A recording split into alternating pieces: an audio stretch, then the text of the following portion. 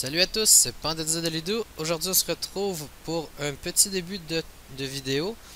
En fait, ça va être assez simple. Je me suis dit, bah, il y a quand même encore beaucoup de gens qui essaient de passer Frigos 3 et bon, en même temps, ça peut rapporter des ressources avec les succès. Donc, ça va être le premier vidéo d'une série de je ne sais pas combien pour avoir l'ornement de batailleur. Honorable si je me rappelle bien. Les ornements.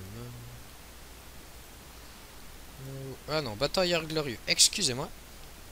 Donc bref, aujourd'hui on commence avec Mademoiselle Mrs. Freeze ici avec le Yop et le Zobal. Donc en général, j'essaie de vous présenter tout le temps les stuffs que je prends, histoire que si vous manquez un peu d'imagination pour vous faire les vôtres, vous avez quand même une petite idée. Donc aujourd'hui... Ah bah tiens, il manque son ocre. C'est bien. Donc aujourd'hui, on a le Yop en mode 12-6 avec une strigide de l'ourson, voile d'encre et un casque Mrs. Freeze. On peut voir le 720 de force, qui est quand même déjà bien vu que c'est un stock puissance. 51 coups critiques, donc parfait, on est 1 sur 2 partout. Et 363 de puissance, qui peut quand même être assez pratique au final. Sur ce, vu que c'est la Mrs. Freeze, bah, c'est bien des résistances feu, donc 32% juste ici. Dragodin émeraude rousse, bah écoutez, j'ai juste besoin de vie avec contre la frise. Il me faut un PM avec une Dragodin, vu que je ne joue pas en logis, je joue en voile. Sinon, niveau sort, voici à quoi la barre ressemble, même si vous risquez de l'avoir plus tard. Ensuite, on a le Zobal Tsukiyomi. Vu qu'il manque une deuxième bague Exo PM, en fait, j'en dispose juste simplement pas parce que je n'ai pas de besoin. Elle est en mode trophée PM, avec roc pourpre turquoise. Sinon, une strigide de l'ourson elle aussi, le mode est quand même assez pratique pour la frise. Voile émissive de quand même elle aussi. On peut voir par contre qu'elle a quand même beaucoup moins de force que l'IOP. En fait, c'est la force de base, sauf que c'est au niveau de la vie que ça se démarque. Donc, les résistances sont quand même plutôt les mêmes, les stats aussi. On peut voir le 32% fait encore. Donc sur ce, je vous dis à tout de suite. Bon, allez, on se lance. Écoutez, vous avez manqué environ 7 ou 8 tentatives. C'est pas que je gérerais pas du tout, en fait, c'est que des coups critiques, bah c'est...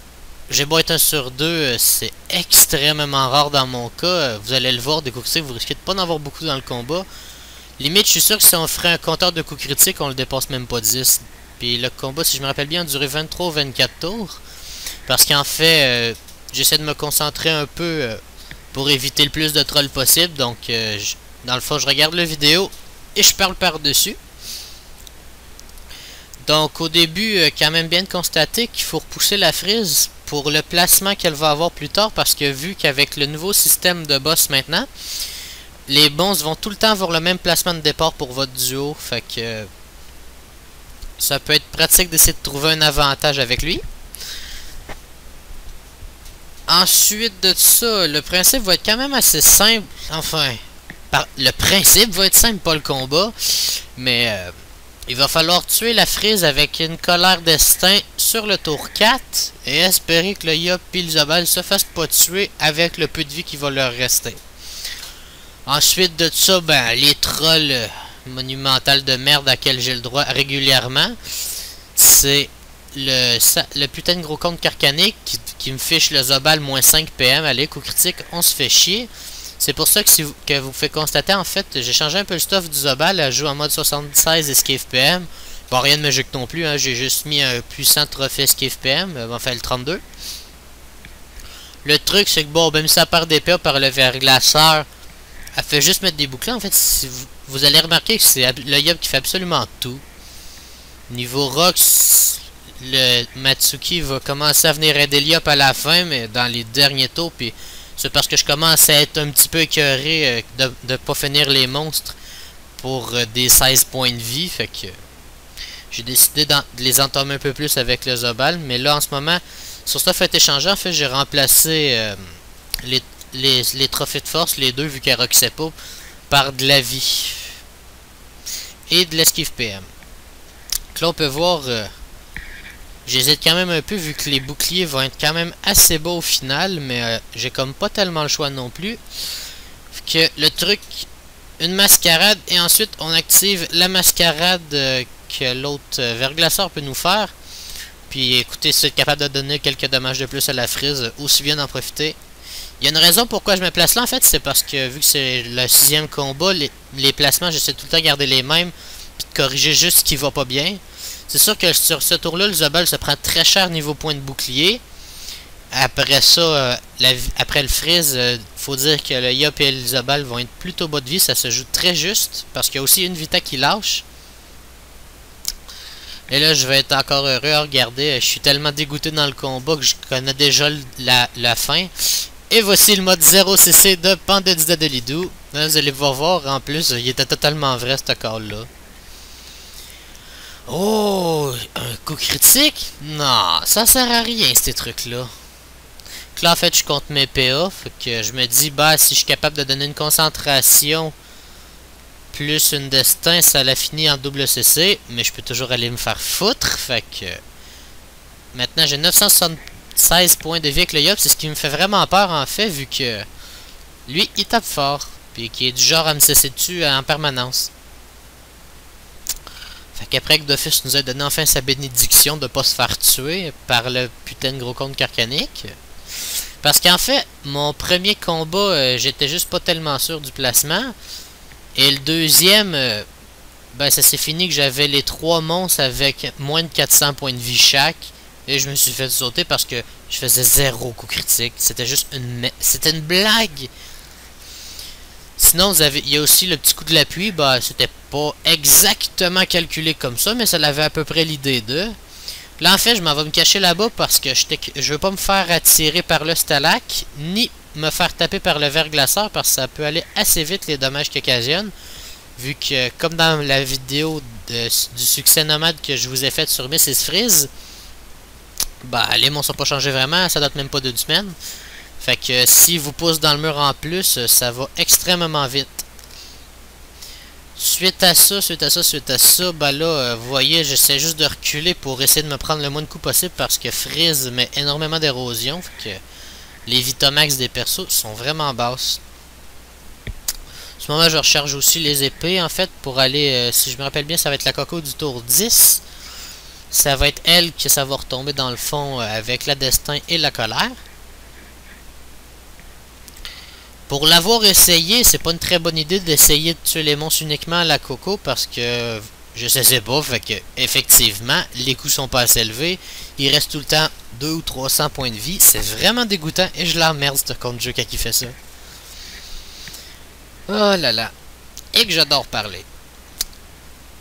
Sinon, en ce moment, comme vous pouvez voir, c'est pas avant le tour 10 que le stock va tomber, fait que j'ai aucun intérêt à rester par ici.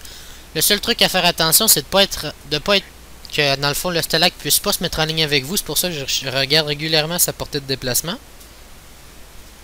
Avec le Zobel, pareil, on se pleutre deux débandades parce que ben, elle était bandée, j'imagine, débandade, bandée. En tout cas, bref, c'est un très bon jeu de mots, je m'excuse. Et j'essaie juste de pas être attirable pour pas qu'ils viennent se foutre directement à mon cac. C'est vraiment aucunement mon avantage qu'ils viennent me taper. Hein. Plus je suis capable d'éviter de coups, mieux c'est. Ensuite, on voit les 2 idiots de la place qui sont en train de se bloquer entre eux. Donc là, mon objectif, en ce moment, je suis en train de me dire que le Stalac va probablement être trop loin. Puis le truc, c'est que si je le hausse pas directement à la Coco, par exemple, on va dire qu'il y a 5000 de vie, ma colère tape de 4500, puis le putsch tape de 500, ben le Yop va se prendre une tape de 4500 dans la gueule si il y a son sort tranchant qui est activé.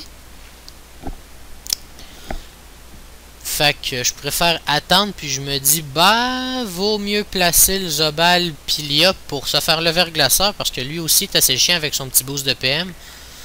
Parce qu'en fait, le Carcanique, bah, lui c'est juste une sale pute de merde, mais il reste loin, fait que il est un peu dur à choper pour le moment. Puis sinon, bah, le Stalac, 1, il est trop loin, puis 2, j'ai pas envie de me prendre le coup dans la gueule, fait que c'est ça qui est ça. Puis bon, je suis pas du genre à espérer un coup critique pour finir un combat, vu que je sais assurément que le coup critique ne sortira pas.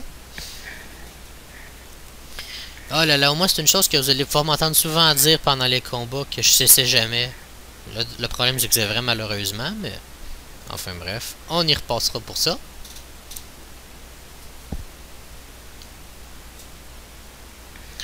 Et bim, une coco qui passe sans coup critique. On est tous étonnés, je suis sûr. Qu'en fait, je me précipite en me disant que si je le finis, je vais pouvoir, bon, puis aller ailleurs pour pas être attirable en fait. Parce que le truc, c'est que j'aimerais éviter que le stalag vienne se coller à moi. Mais j'ai vu aussi que le Zobel était bas en vie, fait que j'ai préféré au lieu de bon de la souffler. Parce que si on occasionne dans le fond un déplacement en poussant un joueur ou un adversaire, il soigne selon un pourcentage de sa vie. Donc là, en fait, rien de spécial. Je viens de placer l'iob de sorte que le stalag ne puisse pas nous toucher.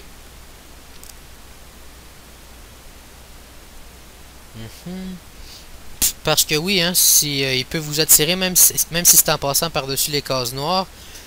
Vous allez rester d'un côté des cases noires, puis lui de l'autre, mais il va vous transposer pareil au final. Donc là, en moment plutôt content, j'en ai enfin un descendu quand je le voulais. Donc là, bah, il reste plus qu'à se les faire un par un. On voit déjà tout de suite que c'est moins compliqué quand on est rendu en 2 contre 2 qu'en 3 contre 2. Après, c'est le principe d'être un duo, hein, sinon ce serait trop facile. Faut surtout faire attention à éviter d'occasionner des dommages de poussée au personnage, que ce soit l'IOP autant que le Zobal.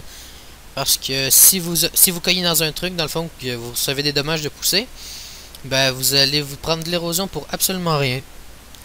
Fait que là, en ce moment, je suis en train d'envisager d'essayer de le sortir avec la coco du prochain tour. Puis je me dis, bon, je pourrais avancer, essayer d'y mettre de l'érosion, mais après ça, je vois que ça vaut pas vraiment le coup. Là, en ce moment, il faut que je m'arrange pour être capable de déloquer le Stalag. Fait que l'idée que je me trouve, c'est avec la libération, vous allez le voir à l'instant. Donc déjà, Mascar.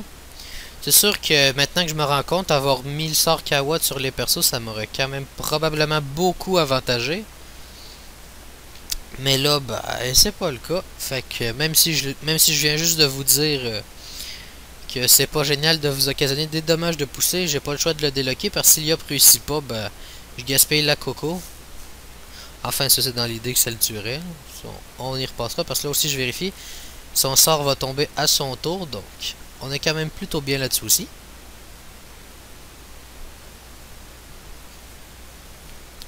Et là, il nous fait une petite partie de cache-cache. Sérieux, je te hais. Là, je me dis, bon, ça vaut-tu la peine de le souffler? Par contre, il faut que je me dise qu'il va regagner environ 700-800 points de vie. Donc, je sais pas la puissance non plus. Je suis presque sûr que ça ne descend pas. Puis, je suis aussi sûr que je ferai pas de coup critique d'ailleurs. Fait que je préfère reculer puis attendre pour plus tard. Parce qu'en fait, rendu ici, le truc, c'est surtout de pas se presser. C'est pas la première fois que je fais le freeze en duo. Avant, je l'ai fait avec Pandosram, une tentative. Mais c'était dans la mage où ce qu'on pouvait encore rester invisible. Est-ce que cela a vraiment tant aidé que ça, plus ou moins? C'est juste qu'il fallait quelqu'un pour jouer avec le panda. Sinon, aussi oui. Le truc, c'est que je vais aller rajouter un peu d'érosion en me disant que je vais l'entamer un peu. Comme ça, si jamais la coco le finit pas, la destin va avoir une bonne force d'impact. Parce qu'elle a un jet feu, puis le deuxième jet qui est aussi feu tape selon les PDV érodés de la cible. Donc plus que votre cible a perdu de Vitamax, ben, plus que vous la tapez. Là, en ce moment, je me suis dit, ah bah zut, j'ai mal calculé d'une case. Parce qu'en fait, c'est 1, 2, 3, 4, 5, 6. C'est 6 cases pour... ok, dans le fond, quand vous utilisez le piège, les 6 cases autour de vous, diagonales et en ligne, c'est dans cette rangée d'effets-là que le sort va prendre. Mais le Stalag était à 7, fait que j'ai pas eu le choix. Je me suis dit, bon bah tant pis, allez, je boliche le yop, ça va le pousser. C'est sûr, ça va faire quelques petits dommages, mais pour la vie qu'on a, puis on est bien placé, le Carcanique peut pas vraiment nous roxer très fort, vu que c'est pas encore Masca. Donc je souffle aussi le Zobal, vu que dans le fond, en déclenchant son piège, elle va arriver dans la ligne du talak. Comme ça, il va déjà être déloqué pour le yop. Comme ça, une chose de moins à prévoir. Oh là là. Sinon, on se lance la mascarade. Il y a quand même un petit moment d'hésitation. Hein. On lance les boosts, puis on se dit, bon, bah, ça devrait tomber. Est-ce que le sort... Parce qu'il faut regarder, comme je vous disais, parce que si je me prends son sort dans la gueule, je me tue le yop, je serais peut-être un petit peu insulté rendu ici de perdre le combat. Donc, je serais très insulté. Oh là là. Lui apporte se pousser au fond de la map. Il fait pas grand chose en effet. Oh là là. Moment de panique. Ta ta ta. Mais je me dis qu'en fait, vu les PV qui vont lui rester, même avec la masquée, il a pas perdu énormément au final. Fait que je me dis, bon bah zut, je suis né avec le Zobal. Au moins, je suis placé pour le déloc, fait que ça va quand même plutôt bien. Une Furia pour se donner des dommages. Un petit coup d'épée Glurson neutre parce qu'il y a moins 45 en neutre, donc ça va quand même assez bien pour ça. Donc, 61 points de vie, oui, comme vous pouvez constater, ça a l'air que les monstres m'ont laissé une chance moi aussi, hein. Après toutes les fois que je les ai laissés à 60 points de vie, c'est à mon tour d'en bénéficier, non? Oh là là là là. Là, je suis tout content, je me dis, bon, 2 culottes qui vont bientôt rentrer. Parce qu'en fait, il va aussi manquer le succès collant. En fait, le Yop et le Zobal n'ont pas vraiment beaucoup de succès de fait. Je crois qu'ils ont juste le Nileza puis un sur... Ben, le Nileza, le compte, qui manque juste les duos. Puis après ça, il va manquer... c'est quoi le nom, bordel? Il va manquer, ouais, tous ceux du Clim sont pas faits. Ceux du Silarg, il y a juste le Anarcharette qui est fait sur le Yop, mais pas sur le Zobal. Donc ça, ben, j'irai tantôt. Ou plus tard. Bref, ce soir, je pense que je vais me concentrer sur la frise pour finir ça. Ça va nous faire un total de 6 culottes. À 2,5 millions la culotte, ben, ça fait cher. C'est bien ça, parce que j'adore les camasses.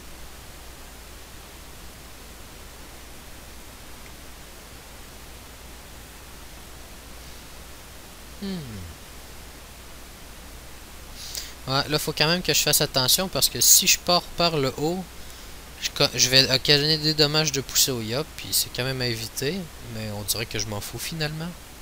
Ah oui, c'est quand même propre, sérieusement, le moins 5 PM sur le Yop. Bah écoute, après tout, hein, c'est un Yop, 2 PM, ça lui sert à rien. Il y a juste ça que tu peux te dire dans ce cas-là, en tout cas, parce que t'auras beau les vouloir, tes PM, il te les redonnera pas. Fait que là, je suis tout content, je le sens, je le sais que ça va tomber. On relance la destin pour que ça arrive en même temps que la coco. De la vitalité parce que ça aurait l'air vraiment con de la perdre. Surtout rendu ici.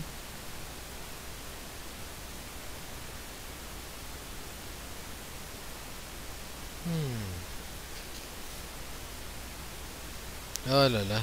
Je suis tout heureux. Ah, j'ai 10 fractions, je me rappelle même plus, puis je l'ai fini v'là.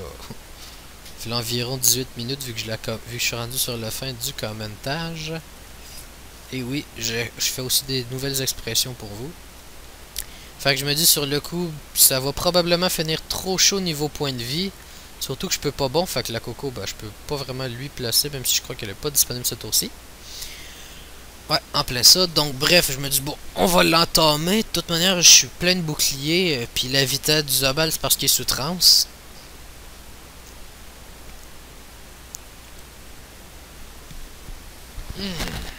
Bon, ensuite de ça. Là, il faut que je trouve un moyen que le Yop puisse coco en fait. Parce que, comme vous l'avez vu, bah, il y a 4 PM, il est en état pesanteur. Puis il y a le cube noir qui m'empêche d'y aller. Ah ben non, t'as plus de PO, désolé Tsuki. Donc là je me dis, bah d'habitude j'étais en modéré, donc 3 PO, j'aurais pu donner un cac avant. Ça aurait récompensé plus ou moins la vita. Sauf que là, bah non, va chier. Le truc, pourquoi je le finis pas en fait ce tour-ci, c'est que j'ai pas le choix de le replacer. Parce que sinon, bah je peux juste pas le coco. Puis bon, après je regarde avec le nouveau truc très sympathique qu'ils ont mis. C'est les dommages occasionnés au final. On le fait un aperçu. que même en voulant, je peux juste pas le finir. Donc, tant pis, on passe puis on assure les victoires en regagnant de la vitalité. Parce que si jamais il se met à cesser comme une grosse pute, bah il peut sortir le Zobal. Ou sortir le Yob. Donc, bref, peu importe lequel des deux qui reste en vie, je préfère être capable de le tuer en un tour.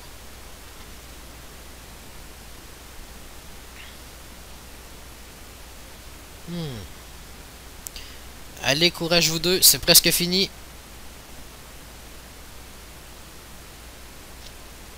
Oh là là. Là, en fait, c'est une réflexion que je me suis trouvé très stupide de faire sur le coup. Je regarde les dommages occasionnés et je prends celui qui tape le moins fort. C'est pas la meilleure technique, je vous l'accorde. Mais sur le coup, j'imagine que ça me semblait bien. Et là, bah non, ça peut pas le finir. Et ça commence aussi à me saouler un peu parce qu'en fait, ça fait juste prendre de la longueur pour absolument rien.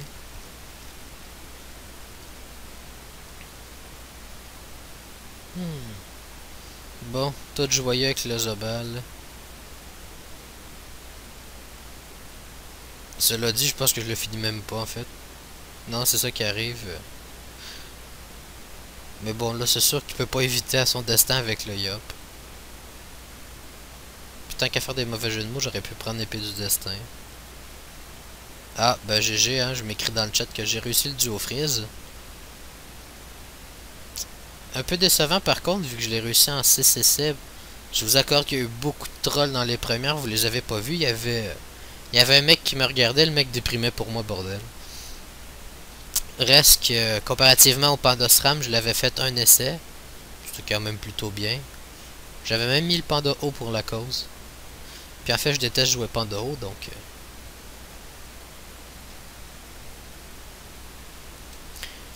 Donc, pour le prochain vidéo, bah, ça devrait probablement être un Mrs. Freeze collant. Vous allez voir à l'action mon petit Zobal et le Panda en plus. Mon Zobal, qu'est-ce que je dis là, bordel? Mon roublard, excusez-moi. Parce qu'en fait, vous allez voir, le roublard, c'est juste magique pour faire ce succès-là. Donc, sur ce, j'espère que vous avez bien apprécié la vidéo. N'hésitez pas à vous abonner à la chaîne Panda Didadolidou. Et n'oubliez pas, hein, si vous me suivez pas bien vite, ben vous allez finir par vous faire rentrer dedans. Et puis, c'est ça qui est ça. Donc, bonne soirée à tous.